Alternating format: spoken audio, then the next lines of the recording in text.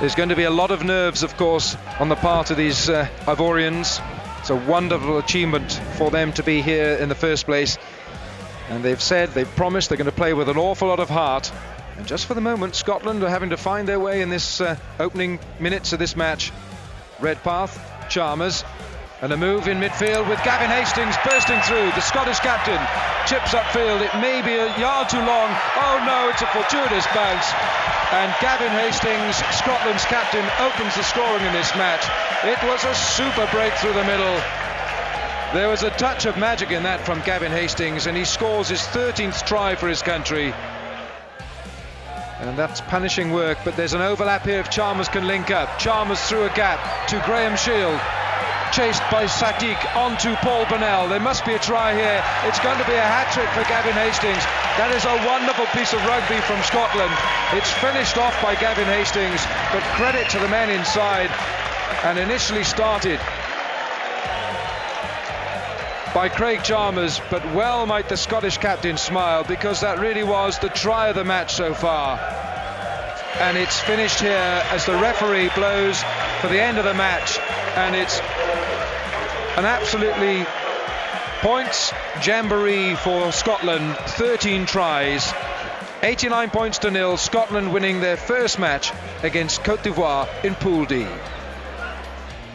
And the atmosphere is carnival. It's expectant, and we should have a wonderful match here tonight. And so the match about to start with the Ivorians to kick off. Barely a breeze for this match, and it's straight into French hands, where the French will get it back to their outside half, Yann Deleg, and Deleg gets a nice kick into touch for his first touch of the game. I think the crowd will really enjoy it if it does go over. I can tell you there's a very good crowd dying for this ball to go between the uprights. Kwasi. Has he drawn it round enough? Yes, he has! Now, wait for this. The big high five and celebrations and the flags going. And Cote d'Ivoire have announced their arrival in the 1995 Rugby World Cup. The points from Victor Kwasi. The Ivorians have had a good go at France. This is dangerous, but risky, and it's a try. It's going to be a try, and it's Abubakar Kamara.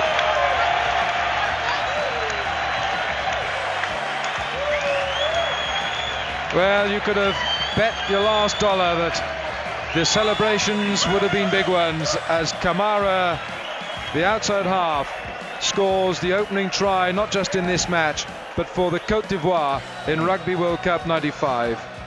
Kosoberry, and it's clever stuff now, but an interception by Jean Sadiq for the Cote d'Ivoire. He can't go all the way. That's an intelligent chip by him, and we could see the most wonderful try here if Victor Kwasi can hold it, but he can't, but someone else will. And that's a wonderful try. Sulama.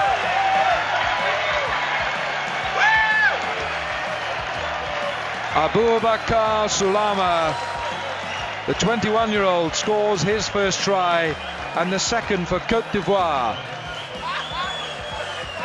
And that's a try for the memory books. And the referee has blown for the end of the match. A match in which France have won by 54 points to 18. A very plucky attempt by the Cote d'Ivoire. And that was a very, very good attempt by the Cote d'Ivoire to salvage some pride from the mauling they received against Scotland. They certainly salvaged a reputation. So this is the scene at Olympic Park in Rustenburg. And of course Ivory Coast haven't won a game at a Rugby World Cup either. They've only had the two matches, having missed getting to the World Cups in 1987 and 1991. So almost set to go now, Tonga and Ivory Coast. And away we go in this Group D match, the final game at the World Cup for these two sides. Tonga wearing the white strip today have taken it in. The first touch goes to Nafe Tufui, the new halfback.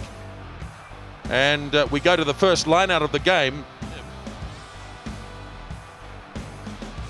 Diving close to the line, but he's held up. Ball is still there. number 7, Oku, Alfred Oku, scores a very popular try for the Ivory Coast. They've had an excellent second half and have been rewarded with that try by Alfred Oku. And that is the end of the game. Referee Reardon signals the end of the World Cup for these two sides. They've battled it out, and I think the word is battled it out. The little fella, Frédéric Dupont, he wants the ball. That's his souvenir from the Rugby World Cup. Both sides have proved to be very popular at the Rugby World Cup, getting a good hand from the crowd at Olympic Park in Rustenburg, and they've had a real go today. 24 points to 0. Tonga threatened to go right away and win this game, but Ivory Coast came back and, as Laurie mentioned, have outscored Tonga in the second half by 11 points to 5, and Ivory Coast have performed very, very creditably as this tournament has progressed.